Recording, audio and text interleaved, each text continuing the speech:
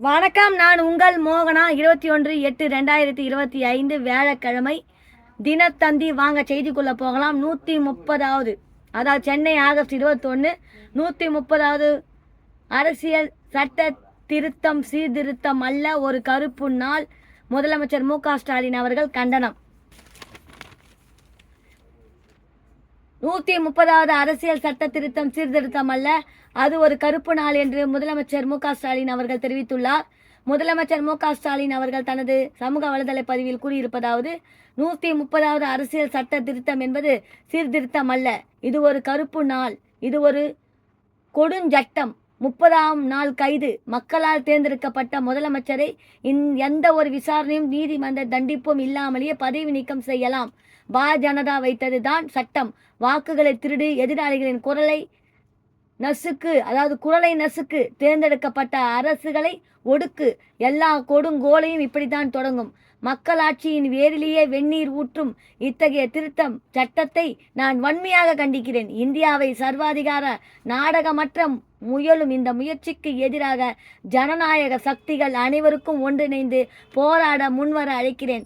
பிரதமருக்கு கீழான சர்வாதிகார நாடாக இந்தியாவை மாற்றுவதன் மூலம் மத்திய ஜனதா அரசியமைப்பு சட்டத்தையும் அதன் மக்களாட்சி அடிமைத்தனத்தையும் களங்கப்படுத்த முடிவெடுத்து விட்டது.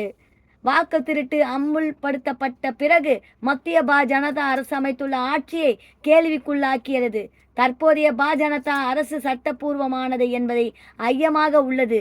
தில்லு முள்ளுகளின் மூலம் மக்களின் தீர்ப்பை களவாடியுள்ள ஜனதா தற்போது அதிலிருந்து மக்களின் கவனத்தை எப்படியாவது திசை திருப்ப முயற்சி செய்கிறது.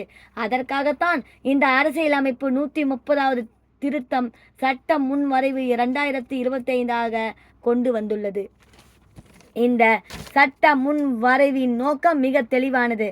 பல்வேறு மாநிலங்களில் ஆட்சியில் உள்ள தனது அரசியல் எதிரிகளின் மீது பொய் வழக்குகளை புனைத்து எந்த விசாரணையும் தீர்ப்பும் இன்றியே 30 நாட்கள் கைது செய்யப்பட்டு இருந்தாலே மக்களால் தேர்ந்தெடுக்கப்பட்ட தலைவரை பதவி நீக்கம் செய்யலாம் என்னும் சட்ட பிரிவுகளின் கீழ் அவர்களை ஆட்சியில் இருந்து ஜனதா அகற்றவே வழி செய்கிறது.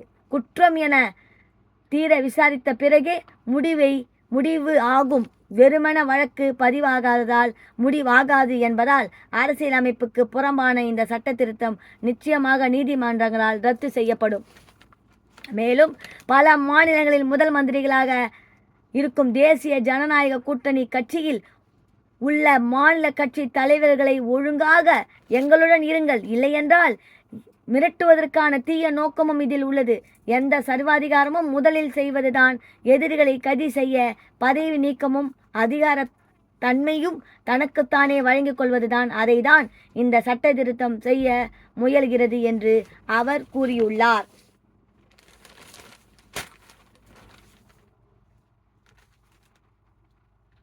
அடுத்தது பாருங்க. மதுரை ஆகஸ்ட் 21 தொண்டர்கள் குவிகிறார்கள். மதுரையில் இன்று தாவேகா மாநாடு ஏற்பாடுகளை விஜய் அவர்கள் பார்வையிட்டார்.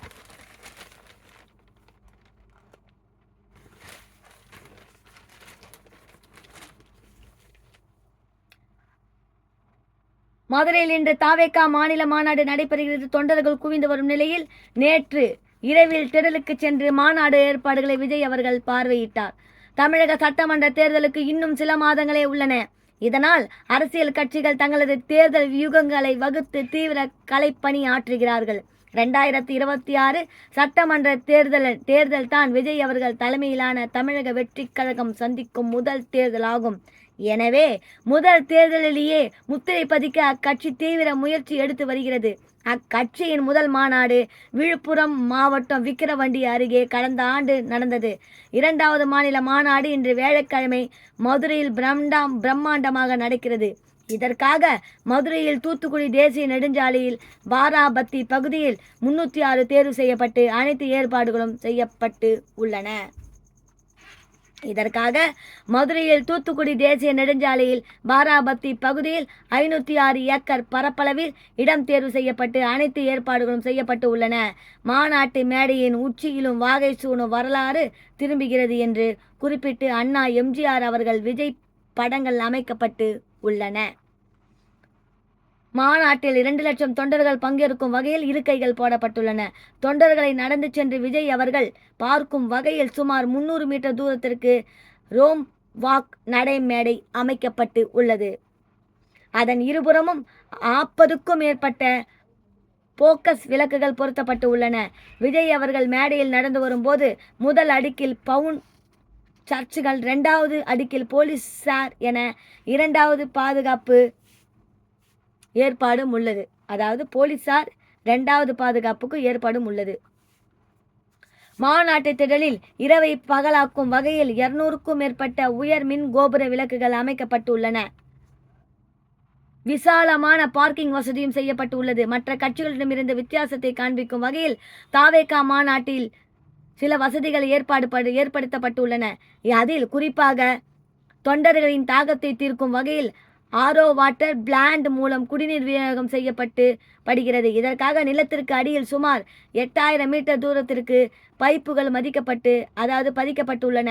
நிறைய குடிநீர் நல்லிகள் அவற்றில் பொருத்தியிருப்பதால் எந்த இடத்தில் இருந்தும் குடிநீர் தண்ணீர் பெறும் வகையில் வசதி உள்ளது.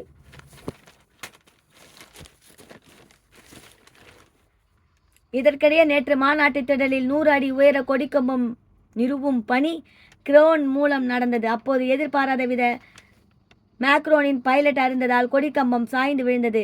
திடலில் நிறுத்தி வைக்கப்பட்டிருந்த கார் மீது விழுந்ததில் அது நொறுங்கி சேதமடைந்தது. இதனால் பரபரப்பு நிலவியது. அதே நேரத்தில் காரில் யாரும் இல்லாததால் பெரும் அசம்பாவிதம் தவிர்க்கப்பட்டது. இந்த நிலையில் மாநாட்டில் பங்கேற்பதற்காக தாவேகா தலைவர் விஜய் அவர்கள் சென்னையில் நேற்று மதியம் காரில் புறப்பட்டார். இரவு 7 மணி அளவில் மதுரை சென்றடைந்தார். பின்னர் சிந்தாமணி பகுதியில் உள்ள தனியார் நட்சத்திர ஓட்டலுக்கு சென்றார். தொடர்ந்து அவர் பாராபத்தில் வந்து மாநாடு பணியை பார்வையிட்டார். மேலும் சரிந்து விழுந்த 100 அடி கொடிக்கம்பம் குறித்து அங்கிருந்த நிர்வாகிகளிடம் கேட்டறிந்தார். ஒவ்வொரு பகுதியில் செய்துள்ள சிறப்பு ஏற்பாடுகள் குறித்து நிர்வாகிகள் அவருக்கு விளக்கினார். தொண்டர்களுக்கு எந்த இடையூறும் வராத வகையில் மாநாட்டை நடத்த வேண்டும் என கட்சியினருக்கு உத்தரவிட்டார். பெண்கள் அதிக அளவில் மாநாட்டில் பங்கேற்பார்கள் என்பதால் அவர்களை வழி நடத்தும் வகையில் 50 பெண் பவுன்சர்கள் உள்பட 530 பெண் பவுன்சர்கள் நேற்று கேரளாவிலிருந்து வந்தனர். இது தவிர தனியார் செக்யூரிட்டி நிறுவனத்தின் சார்பில் 2000 பேருக்கு, காவல்துறை சார்பில் 3000 போலீசாரும் பாதுகாப்பு பணியில் ஈடுபடுகின்றனர். மாநாட்டில் பங்கேற்க இரவு முழுவதும் தொண்டர்கள் குவிந்து வண்ணம் இருந்தனர்.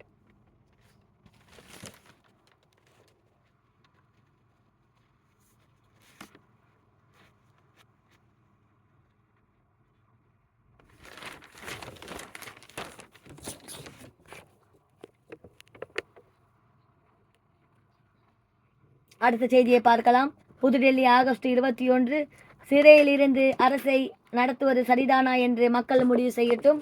அமித்ஷா அவர்கள் சமூக வலைதள பதிவு. சிறையில் அடைக்கப்படும் பிரதமர் முதல் மந்திரி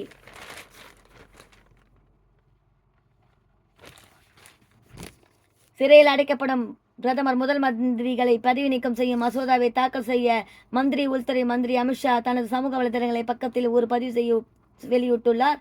அதில் அவர் கூறியிருப்பதாவது: சிறையில் இருந்தபடி பிரதமரோ முதல் மந்திரிகளோ அல்லது மந்திரிகளோ அரசாங்கத்தை நடத்துவது சரியா என்பதை நாட்டு மக்கள் முடிவு செய்யட்டும். இவ்வாறு அவர் கூறியுள்ளார். சென்னை ஆகஸ்ட் 21 கூலி படத்துக்கு UA சான்றிதழ் கேட்டு வழக்கு. தணிக்கை வாரியம் பதிலளிக்க ஐகோர்ட் உத்தரவு. நடிகர் ரஜினிகாந்த் அவர்கள் நடிப்பில் கூலி திரைப்படம் அண்மையில் வெளியாகியுள்ளது. இந்த திரைப்படத்துக்கு தணிக்கை வாரியம் A சான்றிதழ் வழங்கியுள்ளது. இதை எதிர்பார்த்து இந்த இடத்தை தயாரித்துள்ள சன் பிக்சர்ஸ் நிறுவனம் சென்னை ஐகோர்ட்டில் வழக்கு தொடர்ந்துள்ளது. அதில் வன்முறை காட்சிகள் அதிகம் இருப்பதாக கூற தணிக்கை வாரியம் A சான்றிதழ் வழங்கியுள்ளது. இதனால் 18 வயதுக்கு உட்பட்ட சிறார்கள் இந்த படத்தை பார்க்க அனுமதிக்கப்படுவது இல்லை. ஆனால் KGF போன்ற படங்கள் இதைவிட அதிக வன்முறை காட்சிகள் இடம்பெற்றுள்ளன. அந்த படங்களுக்கு UA சான்றிதழ் வழங்கப்பட்டுள்ளன. அதுபோல UA சான்றிதழ் வழங்க தணிக்கை வாரியத்துக்கு உத்தரவிட வேண்டும் என்று கூறப்பட்டு உள்ளது. இந்த வழக்கை விசாரித்த நீதிபதி TV தமிழ் செல்வி இந்த வழக்கிற்கு தணிக்கை வாரியம் பதிலளிக்க வேண்டும் என்று உத்தரவிட்டார். விசாரணையை நாடுகிற 25ஆம் தேதி தள்ளி வைக்கப்பட்டுள்ளது.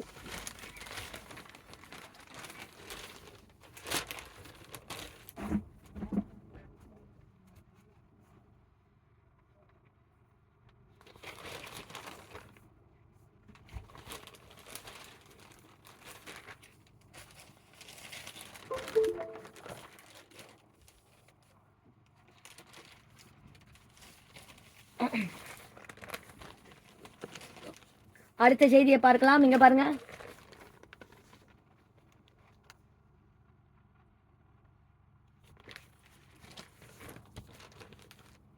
சென்னை ஆகஸ்ட் 21 50வது திருமண நாள். அண்ணா அவர்கள் கருணாநிதி அவர்கள் நினைவிடத்தில் முதலமைச்சர் மு க ஸ்டாலின் அவர்கள் மரியாதை. தாயார் தயாளு அம்மாளிடம் ஆசி பெற்றார். முதலமைச்சர் மு க ஸ்டாலின் அவர்கள் தனது 50வது திருமண நாளையொட்டி அண்ணா அவர்களும் கருணாநிதி அவர்களும் ஆகியோரது நினைவிடங்களில் மரியாதை செலுத்தினார். தயாளு அம்மாளிடம் ஆசி பெற்றார். முதலமைச்சர் மு க ஸ்டாலின் அவர்கள் தனது 50வது திருமண நாளை நேற்று கொண்டாடினார். இதையொட்டி அவரது தனது மனைவி துர்காவுடன் சென்னை மெரினாவில் அமைந்துள்ள அண்ணா அவர்களும் கருணாநிதி அவர்களும் நினைவிடங்களுக்கு சென்று மரியாதை செலுத்தினர். அப்போது அமைச்சர்கள் KN நேரு அவர்கள், முத்துசாமி அவர்கள், SS சிவசங்கர் அவர்கள், மா சுப்பிரமணியன் அவர்கள், சேகர்பாபு அவர்கள் உடனிருந்தனர். இதனைத் தொடர்ந்து முதலமைச்சர் மு க ஸ்டாலின் அவர்கள் சென்னை கோபாலபுரம் இல்லத்துக்கு சென்று கருணாநிதி உருவப்படத்துக்கு மலர் தூவி மரியாதை செலுத்தினார்கள். அங்கு வயது முதிர்வு காரணமாக ஓய்வெடுத்து வரும் தனது தாயார் தயாளு அம்மாளை சந்தித்து முதலமைச்சர் மு க ஸ்டாலின் அவர்களும் துர்காவும் ஆசி பெற்றனர். பின்னர் அவர் தேனாம்பேட்டையில் உள்ள சிறுமலர் பார்வை மற்றும் செவித்திறன் குறைபாடுடையோர் மேல்நிலைப் பள்ளிக்கு சென்று மாணவ மாணவிகளுக்கு உணவு மற்றும் இனிப்புகள் வழங்கினர். சென்னை ஆழ்வார்பேட்டை இல்லத்தில் முதலமைச்சர் அவர்கள் மு க ஸ்டாலின் அவர்களும் துர்கா அவர்களும் மாலை மாற்றிக்கொண்டு திருமண நாளை கொண்டாடினார்கள்.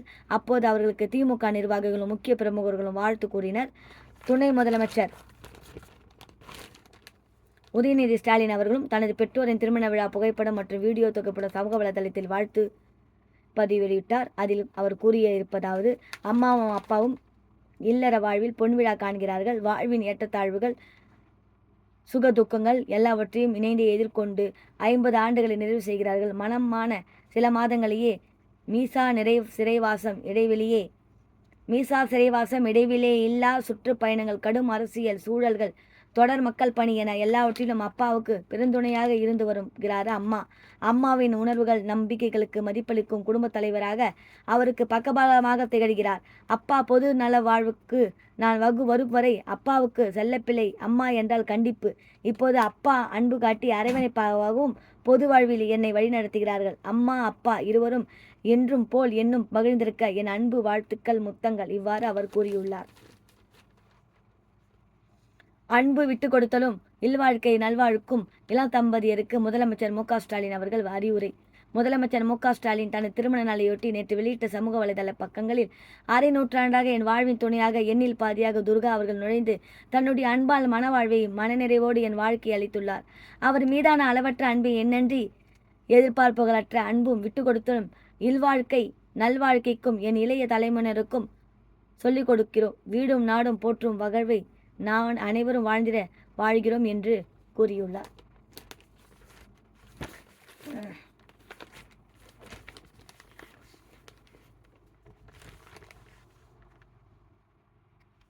அடுத்தது பாருங்க. டெல்லி, அதாவது புதுடெல்லி 21 மக்கள் குறை கேட்பு கூட்டத்தில் டெல்லி முதல் மந்திரி மீது தாக்குதல் நடத்திய நபரால் பரபரப்பு.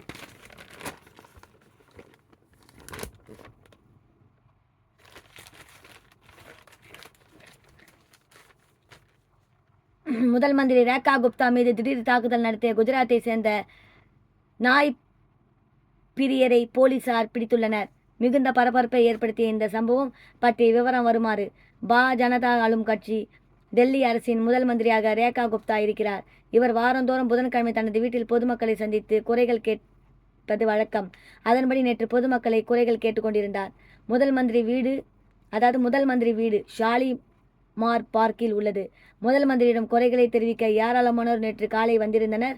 அப்போது சுமார் 40 வயது மதிக்கத்தக்க ஒருவர் முதல் மந்திரி முன்னால் வந்து தனது சைக்கிளில் இருந்த காகிதங்களை கிழித்து முதல் மந்திரி மீது வீசினார்.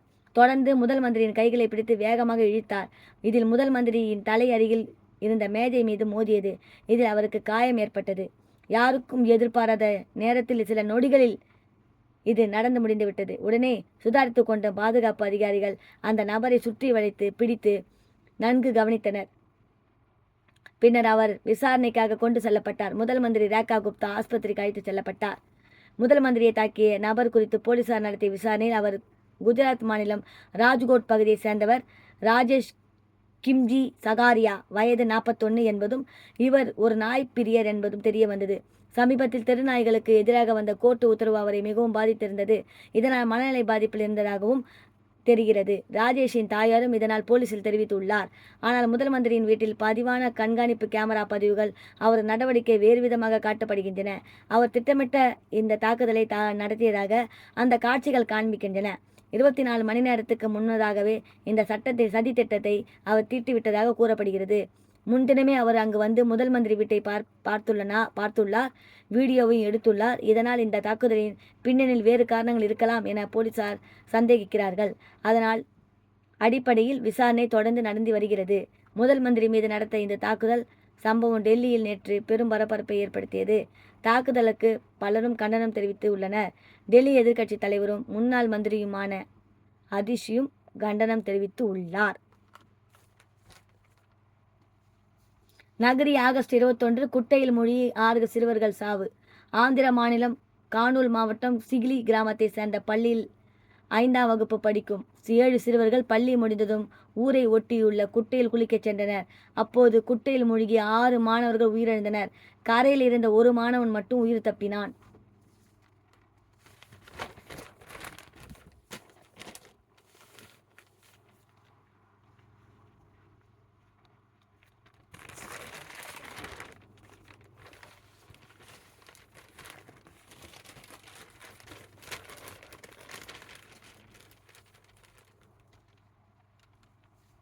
வணிக செய்தியை பார்க்கலாம். 3வது நாளாக பங்குச்சந்தை வணிக செய்தி பாருங்க. 3வது நாளாக ஏற்றத்தில் பங்குச்சந்தைகள். ஜிஎஸ்டி வரி விதிப்பு சீர்திருத்த அறிவிப்பு, உக்ரைன் ரஷ்யா அதிகாரிகளுடனான அமெரிக்கா ஜனாதிபதியின் பேச்சுவார்த்தை உள்ளிட்டவற்றால் இந்திய பங்குச்சந்தைகள் தொடர்ந்து ஏற்றம் கண்டு வருகின்றன. நேற்று 3வது நாளாக இந்திய பங்குச்சந்தைகள் தொடர் ஏற்றத்தில் வர்த்தகமாகின. மும்பை பங்குச்சந்தை குறியீட்டு எண் செக்சஸ் 213 புள்ளிகள் அல்லது 0.26% உயர்ந்தது. 81,857 புள்ளிகளில் வர்த்தகம் முடிவடைந்தன. தேசிய பங்குச்சந்தை குறியீட்டு எண் நிப்டி 69 புள்ளிகள் 0.28% உயர்ந்தது. ஆக 25,050 புள்ளிகளின் வர்த்தகம் நிறைவடைந்தன. ஆகாசா ஏர் நிறுவனத்தில் ரூபாய் 200 கோடி 1.200 கோடி முதலீடு. இந்தியாவின் இளம் விமான நிறுவனமான ஆகாசா ஏர் உள்ள பிரபல பணக்கார குடும்பம் ஜூன்வாலா குடும்பத்தினர் தொடங்கி நிர்வகித்து வரும் விமான நிறுவனத்துக்கு முதலீடுகளை ஈர்க்கும் நடவடிக்கை வெற்றிகரமாக முடிந்துள்ளது. அதன்படி விப்ரோ நிறுவனம் டாக்டர் ரஞ்சன் பாய் ஆகியோரிடம் இருந்து ஆகாசா ஏர் நிறுவனம் 1,200 கோடி ரூபாய்க்கு புதிய முதலீடுகள் எட்டியுள்ளதாக தெரிவிக்கப்பட்டுள்ளது. வரும் 2030க்குள் முதல் 30 முன்னணி விமான நிலையங்களில் ஒன்றாக ஆகாசா ஏர் மாரா இலக்கு நிர்ணயித்துள்ளது. MSME நிறுவனங்களுக்கு பாதிப்பு. அமெரிக்காவின் இந்திய பொருட்கள் மீதான இறக்குமதி வரியை ஜனாதிபதி ட்ரம்ப் 25% அறிவித்தார். மேலும் 25% கூடுதல் வரி விதிப்பும் விதிக்கப்பட்டுள்ளது. இந்த வரி விதிப்பால் இந்திய சிறு குறு மற்றும் நடுத்தர தொழில் நிறுவனங்கள் MSM அதிக அளவில் பாதிக்கப்படும் என பங்கு சந்தை கண்காணிப்பு நிறுவனமான கிரீஸில் எச்சரித்துள்ளது. இந்த வரி விதிப்பால் நூல் மற்றும் ஆடை, வைர நகைகள், ரசாயன பொருட்கள் மற்றும் துறைகளில் இயங்கும் சிறு குறு மற்றும் நடுத்தர தொழில் நிறுவனங்கள் அதிக பாதிக்கப்படுவார்கள் என கணித்துள்ளது. குறிப்பாக திருப்பூர் பின்னலடை நிறுவனங்கள், சூரத் வைர தொழில்கள் பாதிக்கப்படும் என கண்காணித்துள்ளது. அடுத்த செய்தி, 13 கோடி ஜன்தன் வங்கி கணக்குகள் செயலிழப்பு. அனைவருக்கும் வங்கி கணக்கு என்று மத்திய அரசாங்கம் பிரதான மந்திரி ஜன்தன் போஜனா திட்டத்தை அமல்படுத்தியது. 2014 இருந்து இந்த திட்டம் செயல்பாட்டில் உள்ளது. இந்நிலையில் ஜன்தன் திட்டம் மூலமாக தொடங்கப்பட்ட வங்கி கணக்குகளில் 23% வங்கி கணக்குகள் செயலில் இல்லை என நீதித்துறை அரசாங்க மந்திரி பகுஜ் சௌத்ரி தெரிவித்துள்ளார். அதாவது 56 கோடி ஜன்தன் வங்கி கணக்குகளில் 13 கோடி கணக்கு செயலிழந்திருப்பதாகவும், அதிகபட்ச உத்தரப்பிரதேசத்தில் 2.75 கோடியும் பீகாரில் 1.39 கோடி கணக்குகள் செயல்படாமல் இருப்பதாக தெரிவித்துள்ளது. அடுத்தது பாருங்கள், சென்னை 21 பொது கலந்தாய்வு நிறைவு. இன்ஜினியரிங் படிப்பில் 1,45,000 இடங்கள் நிரம்பின.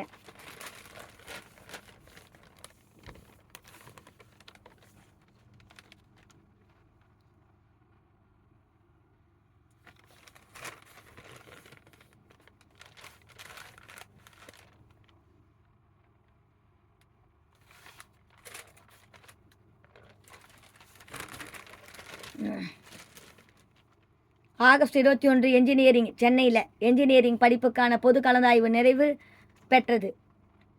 அதாவது 1,45,481 இடங்கள் இந்த கலந்தாய்வு மூலம் நிரப்பப்பட்டிருக்கின்றன. கடந்த 6 ஆண்டுகள் இல்லாத வகையில் மாணவர் சேர்க்கை நடத்தியிருப்பதாக கல்வியாளர்கள் தெரிவித்தனர்.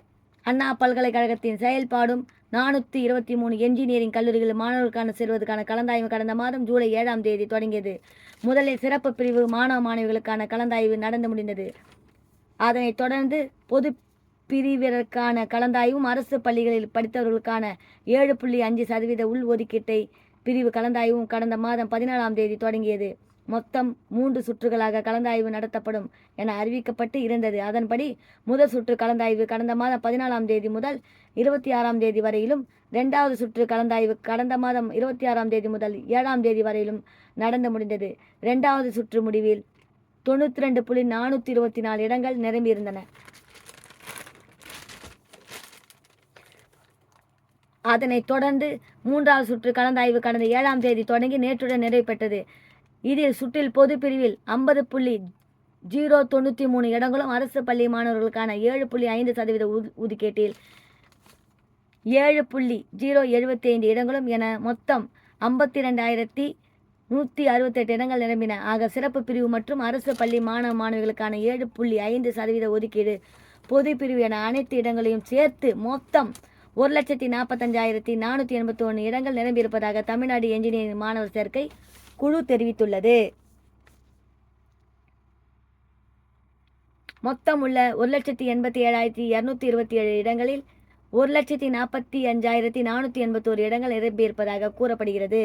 அதாவது 77.7% இடங்கள் நிரம்பியுள்ளன. கலந்தாய்வு நிறைவில் 41,746 இடங்கள் நிரப்பவில்லை.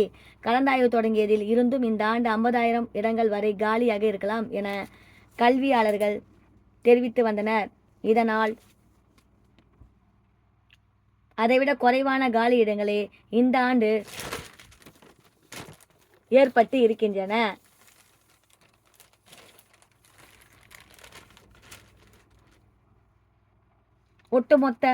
ஒட்டுமொத்தமாக மாணவர் சேர்க்கை கலந்தாய்வில் 39 கல்லூரிகளில் 100% இடங்கள் நிரம்பியுள்ளன. 118 கல்லூரிகள் 95% இடங்களுக்கும் அதிகமாகவும், 164 கல்லூரிகள் 90% இடங்களுக்கு அதிகமாகவும், 205 கல்லூரிகள் 80% இடங்களுக்கு அதிகமாகவும், 292 கல்லூரிகள் 50% இடங்களுக்கு அதிகமாகவும், 32 கல்லூரிகள் 10% இடங்களுக்கு அதிகமாகவும் பூர்த்திகள் செய்திருக்கின்றன. 19 கல்லூரிகள் 1.5 இலக்கத்தில் மாணவர் சேர்க்கையும், 3 கல்லூரிகள் 1 மாணவர் கூட சேராத நிலையிலும் ஏற்பட்டுள்ளன. இந்த கடந்த ஆண்டுகள் காட்டிலும் மாணவர் சேர்க்கை நன்றாக இருந்துள்ளது என்றும், அதிலும் கடந்த 6 ஆண்டுகளில் இல்லாத அளவுக்கு இந்த ஆண்டு என்ஜினியர் மாணவர் சேர்க்கை இடங்கள் 75% சேர்க்கை இடங்கள் 75%க்கு மேல் நிரம்பி இருக்கிறது என்று கல்வியாளர் ஜெயபிரகாஷ் காந்தி கூறினார். இத்துடன் இந்த செய்தி அறிக்கை முடிவடைகிறது. மேலும் வேறொரு செய்தியுடன் நான் உங்களை சந்திக்கிறேன். அதுவரை உங்களிடம் டாடா பை பை சொல்லி விடைபெறுகிறேன். நான் உங்கள் மோகனா. நன்றி, வணக்கம்.